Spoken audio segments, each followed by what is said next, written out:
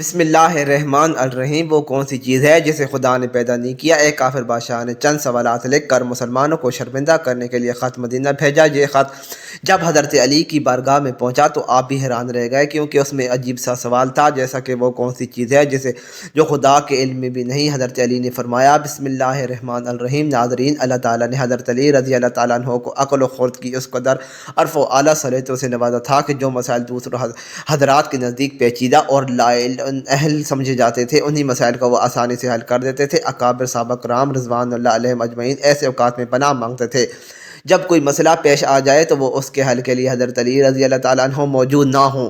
ایک دفعہ یہودیوں کی ایک جماعت حضرت علی رضی اللہ تعالیٰ عنہ کے پاس آئی اور حضرت علی کرم اللہ وجہ الکریم کے علم اور دانائی کے مقام سے واقف تھے۔ وہ نادان یہ سوچ کر آئے تھے کہ اگر کسی طریقے سے وہ حضرت علی رضی اللہ تعالیٰ عنہ کو علمی بنیادوں پر شکست دے دیں تو اس سے مسلمانوں کو شرمندگی ہوگی اور ہر طرف ہمارا ڈنکا بجنے لگے گا۔ اس یہودی جماعت نے یہ بھی منصوبہ بنایا کہ ہم نہ صرف آپ سے سوال کریں گے بلکہ آپ سے سوال آپ کی کتاب یعنی قرآن مجید سے نہیں بلکہ اپنی کتاب یعنی تورات سے کریں گے۔ اس جماعت نے اپنے ہی من میں یہ سوچ لیا تھا کہ اگر حضرت علی رضی اللہ تعالیٰ عنہ ہماری شرائط کے مطابق تورات سے جواب دینے پر راضی ہو بھی جاتے ہیں تو یہی ہماری جیت ہوگی۔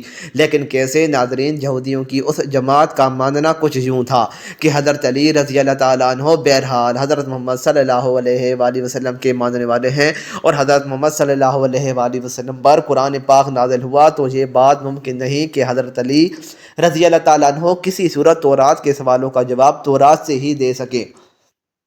ناظرین، یہودیوں کی جماعت کا سربراہ جس کا نام راس جالوت تھا، اس کی زیر قیادت یہ جماعت حضرت علی رضی اللہ تعالیٰ عنہ کے پاس آئی تھی۔ راس جالوت بولا، اے علی، ہم لوگوں نے آپ کے علم کا بہت چرچا سنا ہے۔ حضرت علی کریم وجہ اللہ الکریم حضرت مسکرا کر بولے، تو کیا اس بات کی تصدیق کرنے آئے ہو؟ راس جالوت بولا، ہم آپ سے چند سوالات کریں گے، آپ کو ان سوالوں کا جواب ہماری کتاب تورات سے دینا ہوگا، اور اگر آپ نے سب کے سامنے ہمارے سوالوں کے جواب دے دیے تو ہم آپ کو باب العلم مان لیں گے۔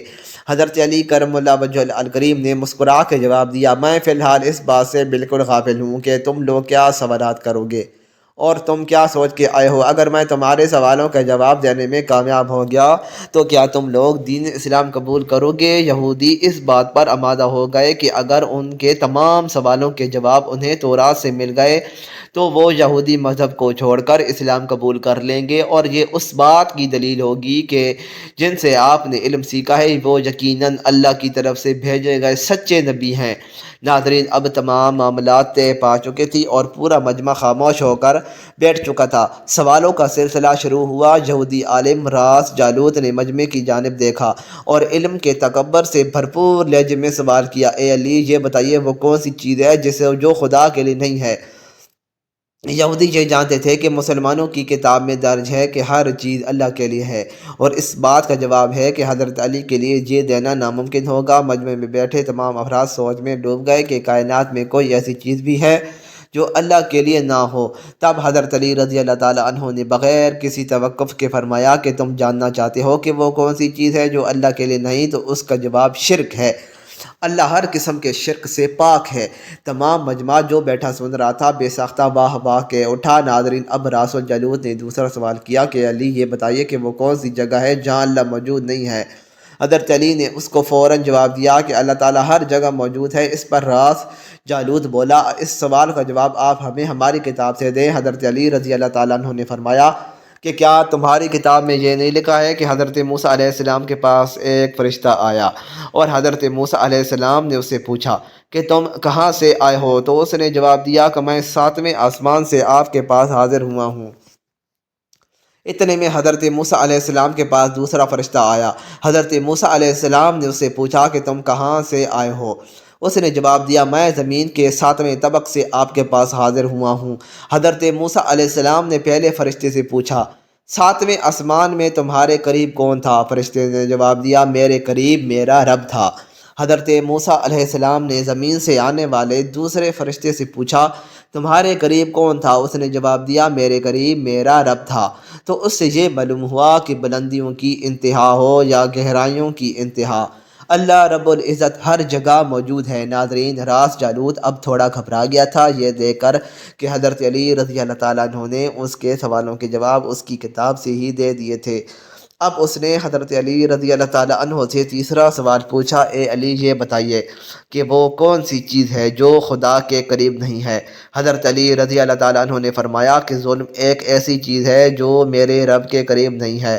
ناظرین، اب راس الجلوس نے پے در پہ شکست کھانے کے بعد اپنے سوالوں کا زاویہ بدل لیا اور اب اس نے علمی سوال کی بجائے تاریخی اور سائنسی سوالوں کی طرف رخ اپنا موڑ لیا اور بہت ہی تکبر بھرے انداز میں اس نے پوچھا، اے علی اس چشمے کا نام بتائیں جو زمین پر پہلی مرتبہ جاری ہوا۔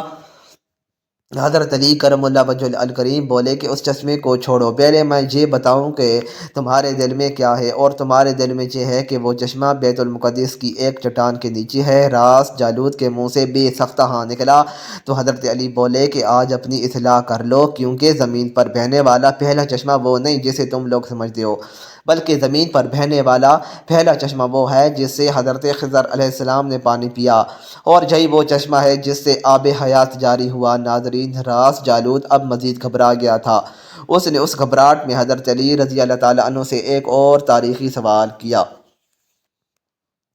کہ اے علی یہ بتائیے کہ وہ کون سا پتھر ہے جو آسمان سے پہلی دفعہ اتارا گیا؟ حضرت علی نے جواب دینے سے پہلے ایک جملہ کہا، یقیناً تم لوگوں کے ذہنوں میں وہ پہلا پتھر وہ ہے جو بیت المقدس میں نصب ہے، لیکن تم اس بات کو کیوں بھول جاتے ہو کہ خانہ کعبہ بیت المقدس سے کہیں پرانا ہے اور حجر اسود اسی وقت نصب کیا گیا ہے جب خانہ کعبہ پہلی دفعہ تعمیر ہوا تھا، اور وہی پہلا پتھر ہے۔ یہودی آپ کے جوابات سن کر ہمت نہ کر سکے کہ انہیں غلط قرار دیں، کیونکہ وہ ہر جواب انتہائی دلیل کے ساتھ دے رہے تھے اور ان کی اصلاح بھی کرتے جا رہے تھے۔ اب کی بار راس جالوت نے ایک صاحب سے سوال پوچھا کہ اس نے پوچھا یہ بتائیے کہ وہ کون سی چیز ہیں جو مسلسل کم اور زیادہ ہوتی رہتی ہیں؟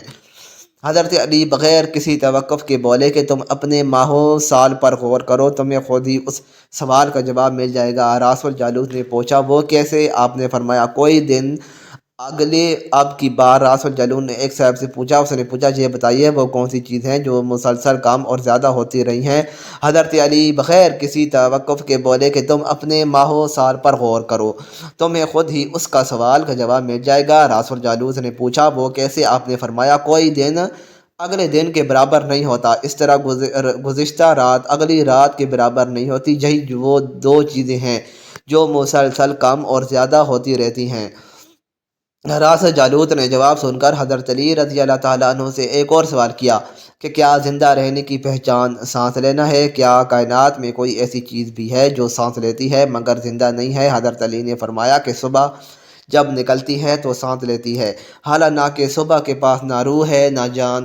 یہ سن کر وہ جلدی بولا، اچھا یہ بتائیے کہ دنیا میں وہ کون سی جگہ ہے جہاں سورج کی کرنیں ایک دفعہ تو پڑیں لیکن دوبارہ اس جگہ پر کبھی سورج کی کرنیں نہیں پہنچ سکی؟ حضرت علی رضی اللہ تعالیٰ عنہ نے فرمایا کہ ہاں، یہ سمندر کی وہ جگہ ہے جہاں سے حضرت موسیٰ علیہ السلام اور ان کی قوم گزری تھی، اور سمندر اللہ تعالیٰ کے حکم سے دو حصوں میں تقسیم ہو گیا تھا۔ بس اس قافلے سے گزرتے ہوئے سورج کی کرنیں اس جگہ ضرور پڑی تھیں، لیکن اس کے بعد سورج کی کرنیں کبھی بھی وہاں نہیں پہنچ سکی۔ ناظرین، جواب پاتے ہی اس نے حضرت علی رضی اللہ تعالیٰ عنہ سے پھر سوال کیا کہ یہ بتاؤ کہ وہ کون سی دو چیزیں ہیں جو ہمیشہ غائب رہتی ہیں اور کون سی دو چیزیں ہیں جو ہمیشہ حاضر رہتی ہیں؟ حضرت علی رضی اللہ تعالیٰ عنہ نے فرمایا کہ آسمان اور زمین کی طرف دیکھو، یہ دونوں تمہیں کبھی غائب نظر نہیں آئیں گے، اور یہ دونوں ہمیشہ حاضر رہتے ہیں، اور موت اور زندگی کو ڈھونڈو تو تمہیں ان کے بارے میں کبھی پتہ نہیں چلے گا کہ وہ کہاں ہیں اور کب آ جاتی ہیں۔ اگلا سوال راس جالوت نے یہ کیا کہ اے علی یہ بتائیے کہ وہ کون سی چیز ہے جس کا خالق خود اللہ ہے مگر اس کے بارے میں خود سوال کرتا ہے؟ حضرت علی بولے، موسیٰ علیہ السلام کا عصا مبارک کا خالق خود اللہ ہے، اور اس عصا کے بارے میں اس نے خود موسیٰ علیہ السلام سے سوال بھی کیا اور پوچھا کہ موسیٰ یہ آپ کے ہاتھ میں کیا ہے؟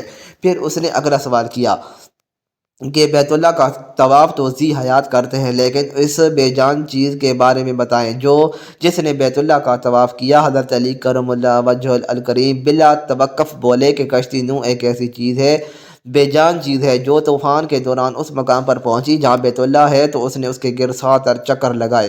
اس نے باب العلم حضرت علی رضی اللہ تعالیٰ عنہ سے کئی سوالات کیے اور تمام کے جواب آپ نے بالکل ٹھیک دیے، بنا توقف کے دیے۔ تو مجمع میں بیٹھے ہوئے ایک یہودی بولا، حضرات دنیا میں ہر شخص سوچ کے جواب دیتا ہے، لیکن آپ تو ہر سوال کا جواب بلا توقف دے رہے ہیں۔ حضرت علی رضی اللہ تعالیٰ عنہ نے اس سوال کے بدلے اس یہودی سے ایک سوال کیا کہ بتاؤ تمہارے ہاتھ میں کتنی انگلیاں ہیں؟ اس نے فوراً جواب دیا 5۔ حضرت علی رضی اللہ تعالیٰ عنہ نے فرمایا تو نے بھی تو فوراً میرے سوال کا جواب دے دیا۔ اس یہودی نے کہا، یا علی یہ کیسی بات ہوئی؟ مجھے معلوم ہے کہ میرے ہاتھ میں 5 انگلیاں ہیں۔ یہ سن کر حضرت علی رضی اللہ تعالیٰ عنہ نے مسکراتے ہوئے کہا، مجھے بھی یہ سارے علم ایسے ہی معلوم ہے جیسے تجھے یہ معلوم ہے کہ تیرے ہاتھ میں 5 انگلیاں ہیں۔ یہودی نادان نہیں جانتے تھے کہ باب العلم کے پاس کائنات کے رازوں کا علم ہے، لیکن جب انہیں تمام سوالات کے جوابات ٹھیک ٹھیک مل گئے تو راس جالوس سمیت تمام گروہ نے کلمہ پڑھا اور سب کے سب دائرہ اسلام میں داخل ہو گئے۔ مزید اچھی ویڈیوز کے لیے چینل کو سبسکرائب کریں، ویڈیو کو لائک اور شیئر کرنا نہ بھولیں۔ شکریہ۔